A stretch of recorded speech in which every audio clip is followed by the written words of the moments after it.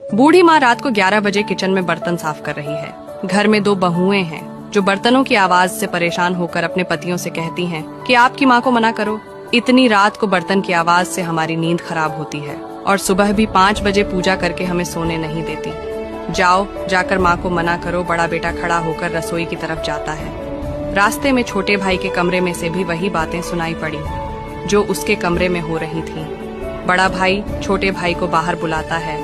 दोनों भाई रसोई में जाते हैं और माँ को बर्तन साफ करने में मदद करने लगते हैं। माँ मना करती है पर वो नहीं मानते हैं। बर्तन साफ हो जाने पर दोनों भाई माँ को उनके कमरे में ले जाते हैं और कहते हैं कि माँ सुबह जल्दी उठा देना, हमें भी पूजा करनी है।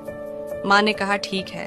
उस दिन से दोनों बेटे सुबह जल्दी उठने लगे और रात को 9:30 बजे ही बर्तन मांजने लगे। यह देखकर पत्नियां बोली, माँ जी करती तो हैं, आप क्यों बर्तन साफ कर रहे हो?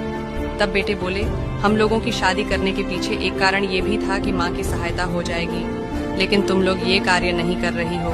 कोई बात नहीं, हम अपनी माँ की सहायता कर देते हैं। ऐसा सुनकर पत्नियां जल्दी बर्तन इसलिए साफ करने लगी कि नहीं तो उनके पति बर्तन साफ करने लगेंगे। साथ ही सुबह वो भी पतियों के साथ ही उठने लगी और पूजा में शामिल होने लगी। कुछ दिनों में पूरे घर का माहौल ही बदल गया। बहुएं सास ससुर को पूरा सम्मान देने लगी। माँ का सम्मान तब कम नहीं होता जब बहुएं उनका सम्मान नहीं करती।